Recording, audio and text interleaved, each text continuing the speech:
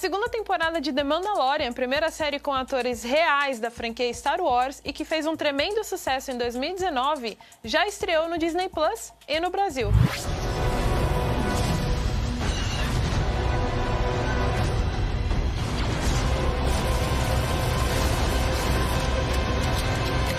Mas o que exatamente é The Mandalorian? Você é obrigado a assistir a série para entender os filmes de Star Wars? E por que as pessoas falam tanto do bebê Yoda? Para você entender o sucesso de The Mandalorian e dar uma chance para a primeira temporada e quem sabe se preparar para a segunda, nós montamos uma lista com 5 motivos para você assistir a esta série incrível.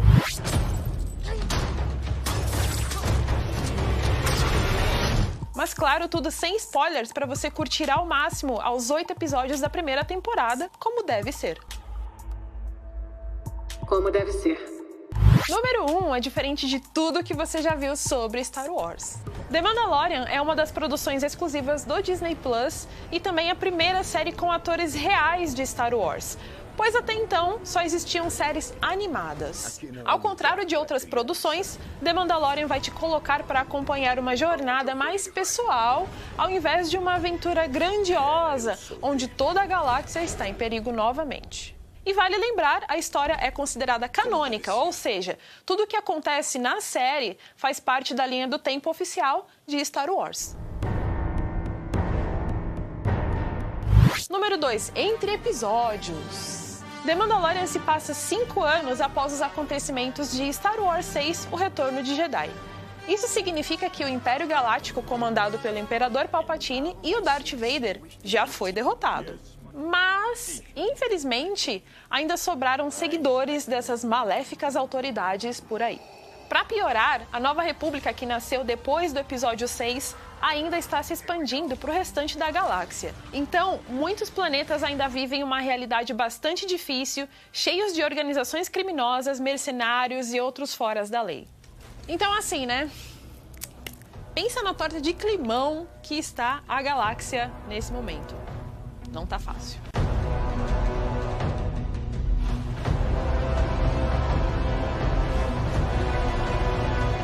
Número 3. Mandalorianos? A julgar pela aparência, talvez você tenha a impressão de que já viu os Mandalorianos antes. Mas isso é por causa dos mercenários Jango e Boba Fett, que usavam as armaduras mandalorianas personalizadas nos filmes. Porém, os principais detalhes sobre os Mandalorianos foram revelados nas animações The Clone Wars e Rebels, onde descobrimos uma rixa com os Jedi desde os tempos da Antiga República. Basicamente, eles são uma classe de poderosos guerreiros que habitavam o planeta Mandalore e eram temidos e influentes na política de toda a galáxia.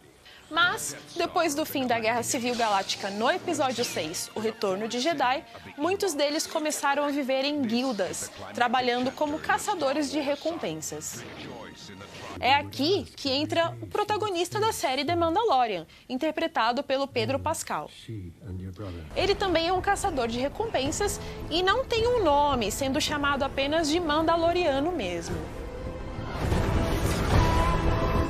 Número 4. Referências. Essa parte é difícil de falar sem entregar spoilers, principalmente se você é um grande fã de Star Wars. Mas, só para atiçar e despertar um pouquinho da sua curiosidade, eu posso adiantar que você vai ouvir citações a planetas, raças, classes e acontecimentos importantes, vai ver remanescentes da Aliança Rebelde e do Império Galáctico e vai notar referências ao antigo universo expandido da franquia, que hoje é conhecido como selo Star Wars Legends. Tem até mesmo a volta de um certo tipo de método de aprisionamento e conservação de corpos. Aquela palavra que lembra macarrão à carbonara, sabe?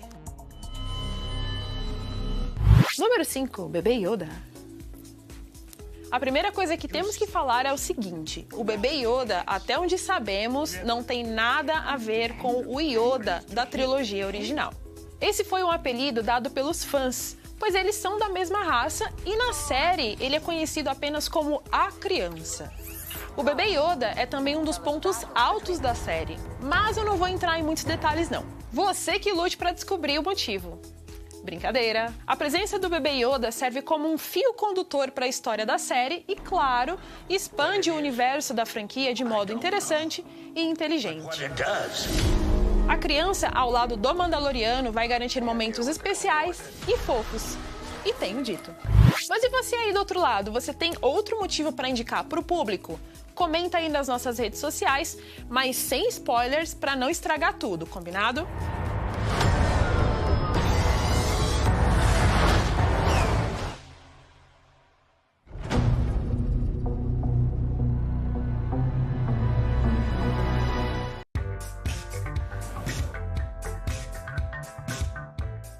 Entra ano, sai ano e uma coisa é certa. Algumas das nossas séries favoritas continuam, enquanto outras são encerradas sem um final digno. 2020 também não perdoou e várias produções foram encerradas de vez.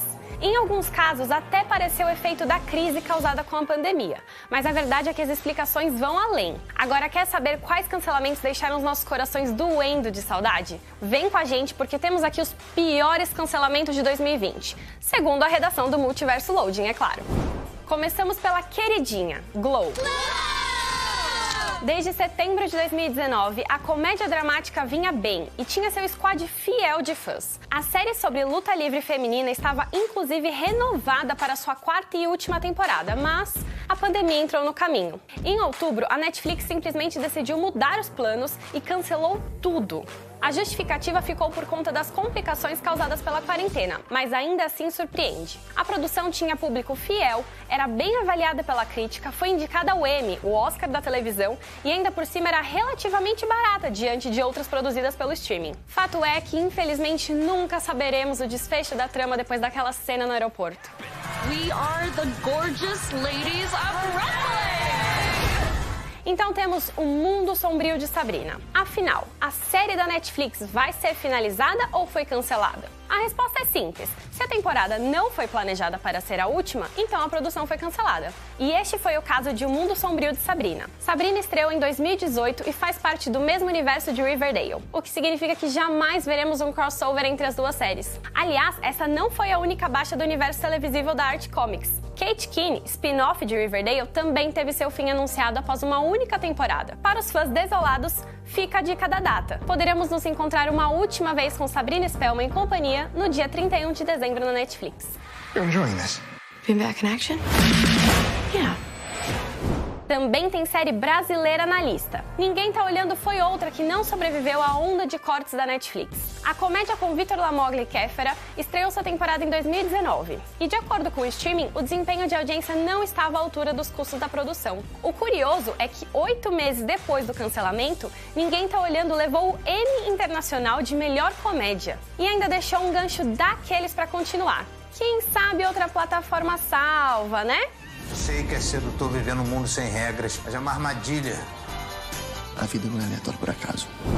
Outra grande perda do ano foi Mindhunter. A série da Netflix ainda não teve seu cancelamento confirmado pela plataforma, mas parece que é o famoso vem aí. Bom, os rumores começaram quando os protagonistas foram dispensados de seus contratos em janeiro, e o programa entrou em uma espécie de pausa. Para completar, o poderoso produtor David Fincher mandou a real. Em entrevista a Vulture, ele declarou que era pouco provável que a produção retornasse para uma 3ª temporada. O motivo seria o mesmo para a maioria dos cancelamentos: alto custo para baixa audiência. Nas redes sociais, os fãs lamentaram e muito, viu? Mindhunter estreou em 2017 e despertou interesse por true crime em muita gente. Baseada no livro de mesmo nome, a produção trouxe versões ficcionais de vários criminosos famosos, inclusive Charles Manson. Well, you don't see it, but the only truth is now.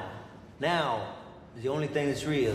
E agora temos a verdadeira volta dos que não foram. One Day at a Time. É fato que a comédia não é das mais populares no Brasil, mas ela merece entrar na nossa lista por ter sido cancelado não apenas uma vez, mas 2 vezes. A série sobre uma família de imigrantes cubanos foi cancelada pela Netflix após 3 temporadas em 2019. Aí foi salva pela Pop TV norte-americana. O lance é que, depois de exibir 5 episódios da nova temporada, a mesma emissora que salvou a série desistiu da produção. Aqui, a pandemia foi a vilã e o resultado é mais uma produção sem final. Não serão gravados novos episódios. We're strong women who don't need a partner to define us. Anyway, I have a date. E olha que essas séries não foram as únicas, viu? Também foram canceladas as seguintes séries: I Am Not Okay With This, The Society e Away, todas originais Netflix, High Fidelity, produção do Hulu, exibida pela Stars Play no Brasil, e finalmente Raio Negro, série da CW exibida no país pela Netflix. Ano difícil para o fã, hein? Tem mais algum cancelamento de 2020 que doeu pra você? Conta pra gente nas redes sociais. Olha, se teve uma coisa que marcou 2020 pra quem ama televisão como eu, foram os cancelamentos. Todo ano a gente dá adeus a algumas séries, mas esse ano, olha, haja terapia para lidar com tanta despedida de personagem. Dores à parte, esse tema sempre gera dúvida. Qual a diferença entre série finalizada e série cancelada? Quer dizer, será que tem diferença? Pode parecer confuso, mas na verdade é bem simples. Não é porque uma série acaba que ela foi cancelada. A decisão de acabar pode vir da emissora, dos criadores ou das duas partes em comum acordo. E é por isso que existem termos diferentes. A gente diz que uma série foi ou será finalizada quando os criadores têm tempo de preparar uma temporada final que não deixa um monte de história aberta. Então, Breaking Bad, The Good Place, Dark e até Fleabag são séries que foram finalizadas, porque os criadores decidiram, olha, a gente tem história até aqui, e as emissoras apoiaram a decisão. Agora, quem dera se tudo fosse feliz assim. Uma série está cancelada quando a emissora decide encerrar a produção sem que os criadores possam executar o final planejado. E aí sim, o resultado é um monte de fã enfurecido. Por exemplo, no fim desse mês vai estrear na Netflix a 4ª parte de O Mundo Sombrio de Sabrina. A gente já sabe que ela vai ser a última, mas a Netflix anunciou isso depois que os episódios já tinham sido filmados. Por isso a gente diz que a série foi cancelada. Se ficou alguma ponta aberta para uma 5ª parte, infelizmente vai ficar assim mesmo. E aí esse cancelamento pode vir de vários fatores. Nos canais de TV, normalmente uma série é cancelada quando a conta não fecha, ou seja, quando está custando caro e a audiência está baixa. Mas no streaming a coisa é um pouco diferente, porque o que interessa mesmo são quantos novos assinantes uma temporada nova é capaz de trazer. E aí, às vezes cancelam uma série que custava um salgado e um suco e gastam o maior dinheiro num vestido de The Crown que aparece em cena por 3 segundos. Mas também existem casos mistos, e aí o fandom pode ser bem importante, viu? Depois que a Netflix cancelou Sense8, foram tantas mensagens de fãs enfurecidos que ela decidiu fazer mais um episódio especial para dar um encerramento para a trama. Quando rola um acordo, costuma ser o meio termo ideal. A emissora ou o streaming chega nos criadores e avisa, então, a gente quer acabar a série, mas vocês têm mais tantos episódios na próxima temporada para encerrar a história. Aí, pelo menos o lado criativo tem a chance de ficar resolvido e todo mundo fica satisfeito na medida do possível. Agora, finalizada ou cancelada, toda série um dia chega ao fim. Pra vocês aí no estúdio, qual série teve um final inesquecível, hein? Beijo, até a próxima! O Disney Plus tá cheio de conteúdos variados. Além dos clássicos que a gente ama, o catálogo tem também várias produções originais, como A Dama e o Vagabundo, The Mandalorian e Black is King. Mas você sabia que a plataforma também tem várias coisas inéditas, como uma série que mostra a criação dos parques da Disney e um especial que traz personagens da Pixar às ruas de Nova York? Pois é, a gente preparou uma lista com 6 lançamentos originais do Disney Plus e outras dicas que vão chegar mais pra frente. Série do Obi-Wan Kenobi, tô falando de você. Vamos começar com The Mandalorian. Criada por Jon Favreau e estrelada por Pedro Pascal, a série se passa 5 anos depois do retorno de Jedi. Um caçador de recompensas é contratado pelo Império para resgatar a criança, que a gente acabou apelidando de Baby Yoda. Mas ele muda de ideia e decide proteger ela. E se você já assistiu e curtiu a série, não deixa de conferir Disney Gallery The Mandalorian, que traz entrevistas e os bastidores das gravações.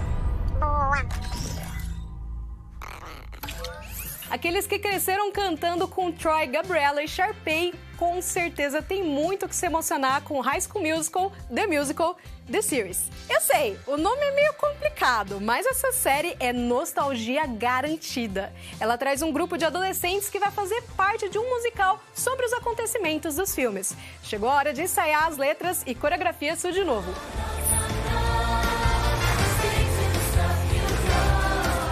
Se você é fã dos parques da Disney, não deixa de conferir a história do Imagineering. A série traz mais detalhes sobre o trabalho dos Imagineiros, funcionários da Disney responsáveis pela criação e construção dos parques temáticos. O primeiro grupo foi formado pelo próprio Walt Disney e tradicionalmente inclui engenheiros, arquitetos, ilustradores, roteiristas. Vai uma galera super diferente para criar as atrações que a gente tanto ama. We're in the inner sanctum of the Disneyland Matterhorn. Nobody ever gets the chance to see us, only a special few. Uma série bem diferentona do Disney Plus é Pixar na vida real. O reality leva personagens e momentos clássicos de filmes como Os Incríveis, Divertidamente e Monstros S.A. para as ruas de Nova York. Isso pega uma galera de surpresa quando eles menos estão esperando. Já imaginou? Você tá andando na rua e aí do nada os funcionários de Monstros S.A. aparecem para explodir uma meia? Possível não ficar chocado, né? Careful, careful. E falando agora de filmes, um dos grandes lançamentos é o live action de Adamo e o Vagabundo. Ele recria a história da animação encantadora de 1955, adicionando novas cenas e detalhes sobre a história de Vagabundo. É uma boa pedida para esse Natal, mas eu já aviso, separa um lencinho. Você deve se emocionar bastante. Wow, what is this place? There's a great big world out there. Black is King é um filme musical produzido, dirigido e escrito pela Beyoncé. O protagonista é um jovem príncipe africano que foi exilado do seu reino. Ele embarca em uma jornada de autoconhecimento para reconquistar o trono. A história é toda uma alegoria ao processo de descobrimento e reconquista da cultura e herança africanas. Seja fã ou não da rainha do pop, esse com certeza é um filme imperdível. Remember who you are.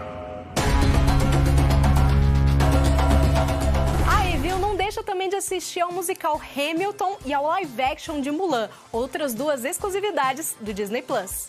E tem muita coisa inédita chegando à plataforma de streaming no futuro. Temos no caminho séries aguardadíssimas da Marvel, como WandaVision, Loki e Falcão e o Soldado Invernal. Também já estão em produção a série focada no Obi-Wan, o live action de Lilo e Stitch e a série do Percy Jackson. Com certeza ainda tem muita coisa boa para chegar ao Disney Plus. Um dos games mais aguardados do ano já está entre nós, Cyberpunk 2077. E a espera foi grande, viu? O RPG futurista foi anunciado lá em 2013, com um trailer bem misterioso. E desde então, o hype só aumentou. Mas afinal de contas, por que teve tanta gente esperando por esse jogo?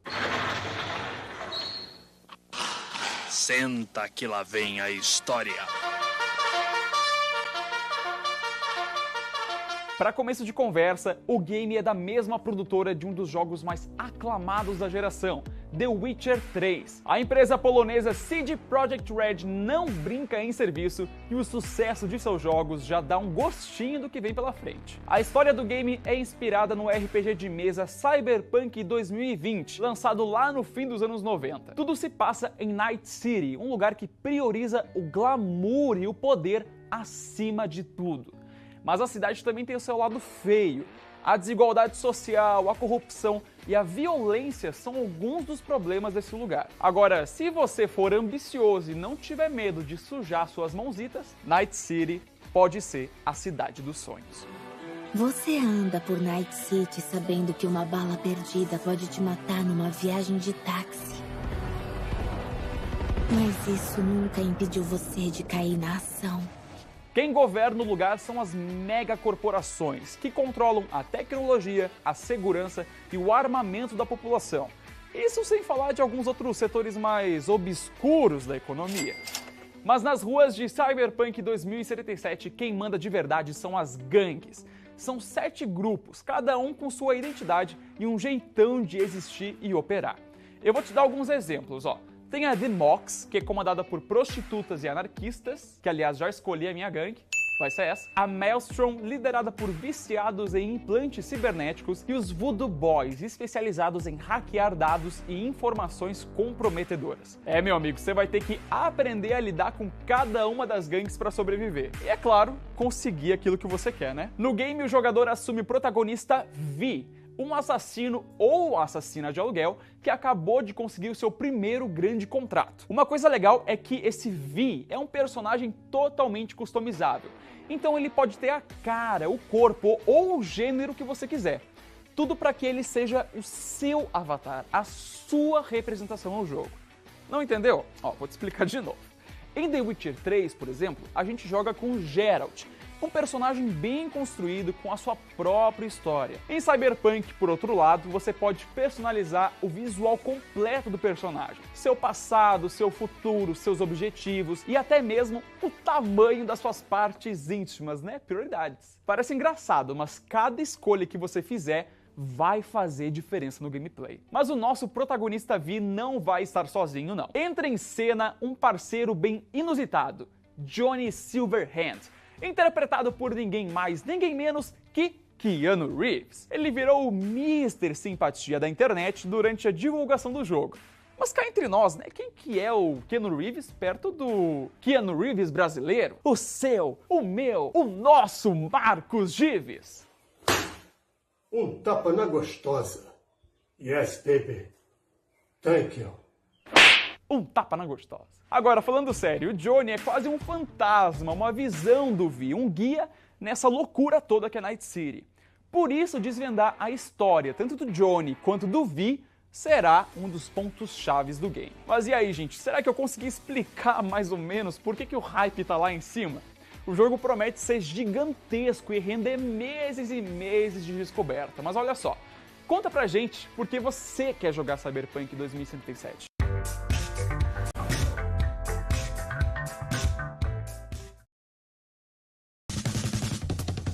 Tudo que você precisa saber, você vai saber aqui no Multiverso.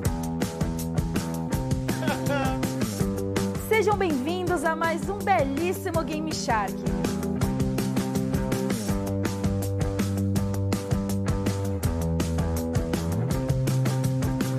Topíssimos, com selo loading de qualidade. Oi, gente, eu sou a Mari. Eu sou a Tá. Nossa, arrepiou. Arrepiou.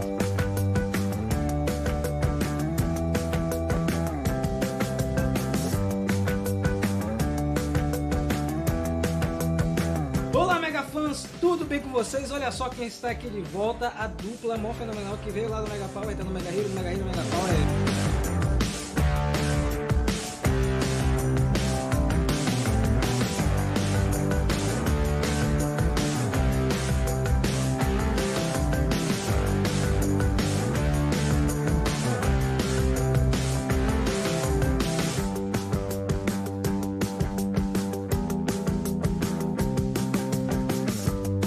Todo dia aqui a gente mergulha a fundo na história, reviews, notícias e curiosidades.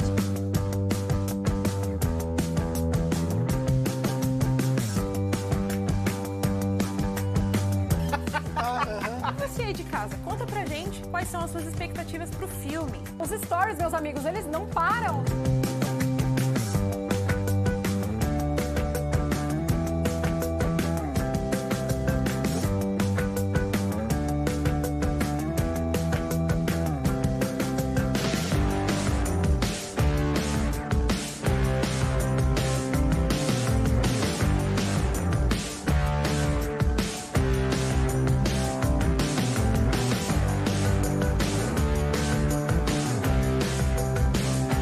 Poderia ser, tipo, com duas pessoas melhores também.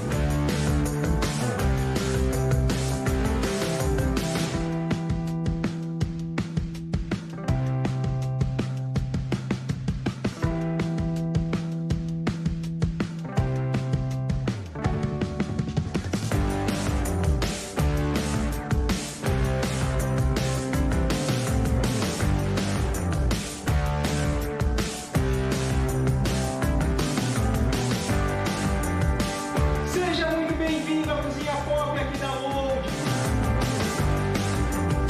The Loaders.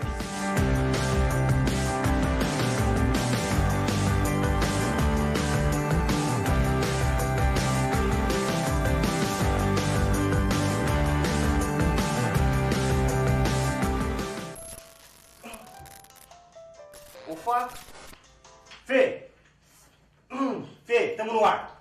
Tamo no ar, conseguimos! Tá focado agora? Aê! Bom demais! Tá. E aí, galera? Invadimos aqui a sala do 52X pra te dar um recadinho sobre o multiverso, meu amigo. Exatamente. Essa aqui é a Fábio Gomes, eu sou Fernanda Pineda e a gente vai estar com vocês de segunda a sexta, sempre ao meio-dia, num programa que fala de tudo que a gente gosta, né, Fábio? Exato! Filme, série, games, quadrinhos, Tudo que você precisa saber estará no Multiverso. E essa semana vai ter muita coisa interessante, não é não? Tem entrevista internacional, tem entrevista nacional, tem dicas do que você precisa assistir, tem novidades do mundo dos games. Se eu fosse você, não perdia. Exatamente. Então, de segunda a sexta, a partir do meio-dia, vem com a gente pro Multiverso. Venha, venha, vem, vem!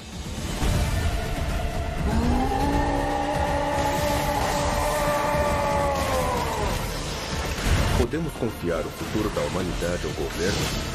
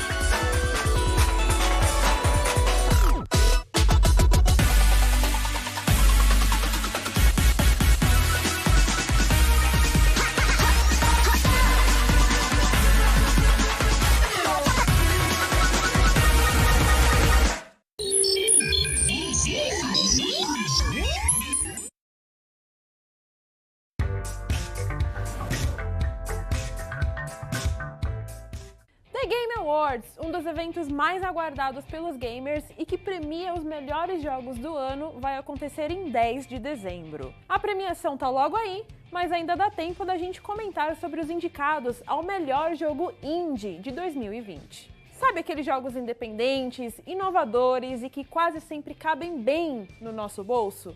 Então, eles mesmos. Bora conferir quais são os indicados? A gente começa com Carrion, um jogo de terror reverso.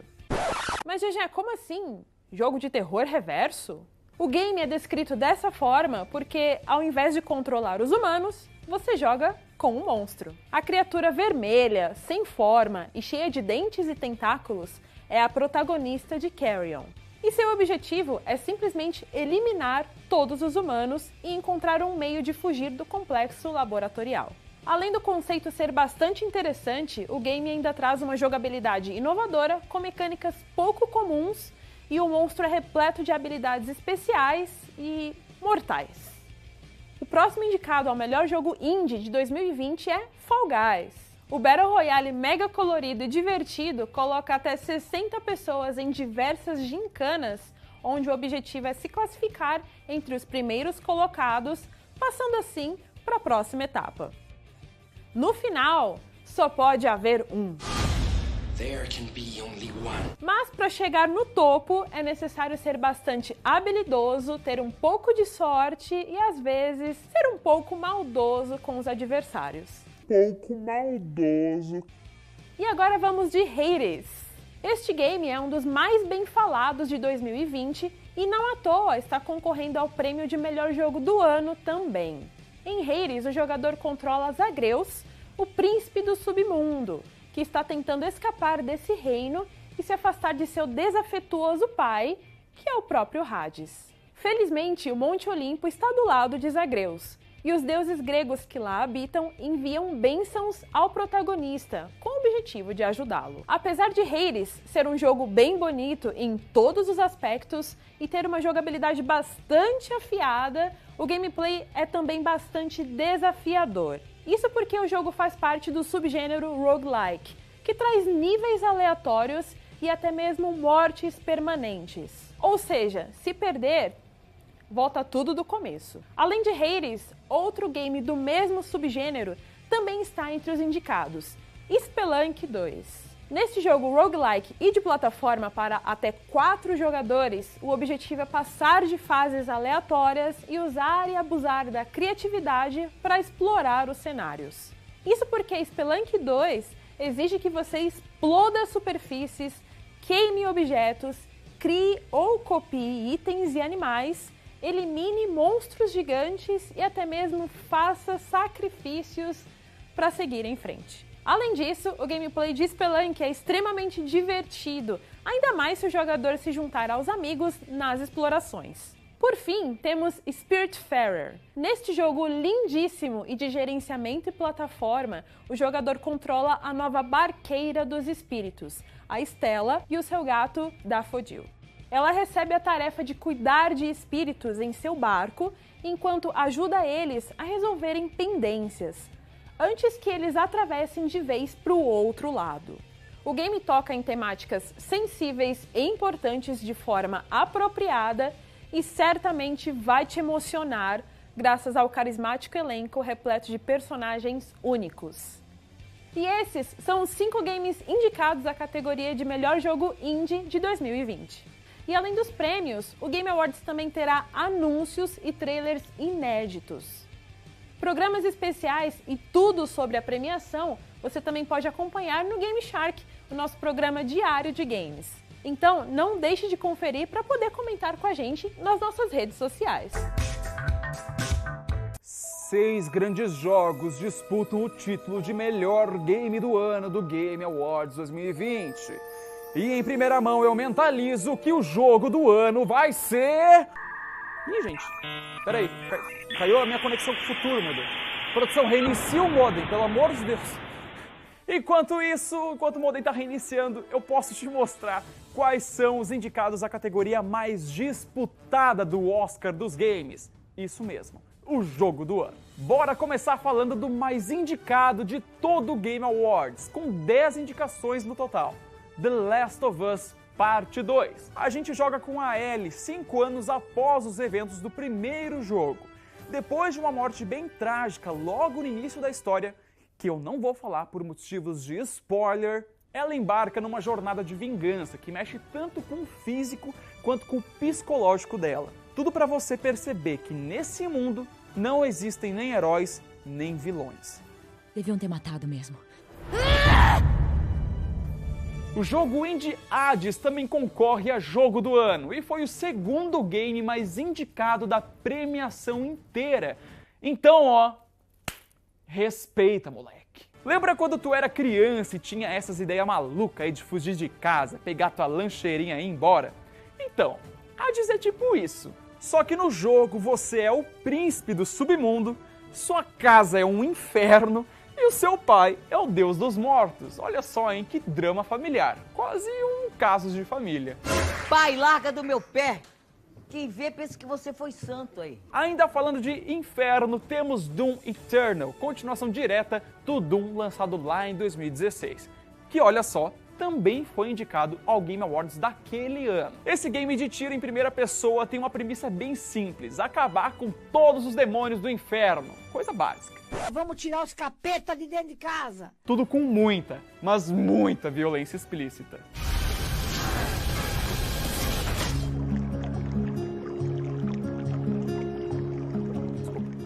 Gente, vamos combinar, 2020 foi um ano horrível, com todo mundo de quarentena. Foi o timing perfeito para dona Nintendo lançar Animal Crossing New Horizons em março desse ano.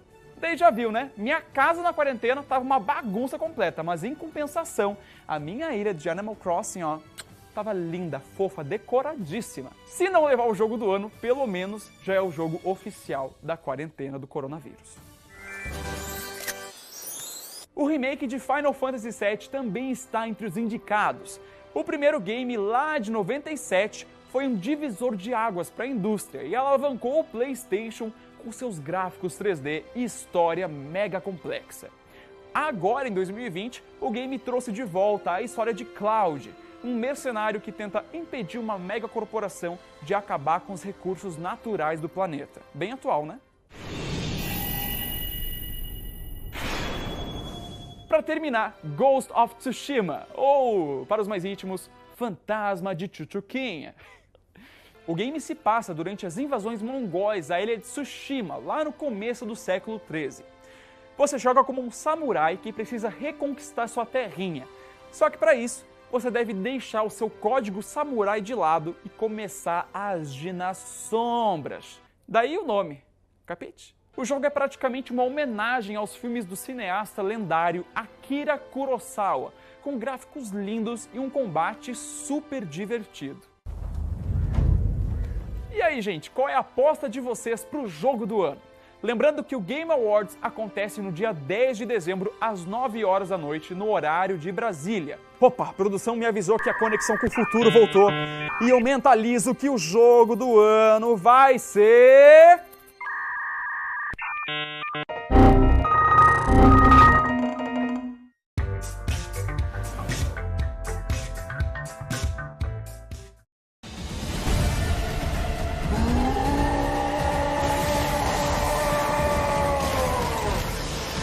Podemos confiar o futuro da humanidade ao governo?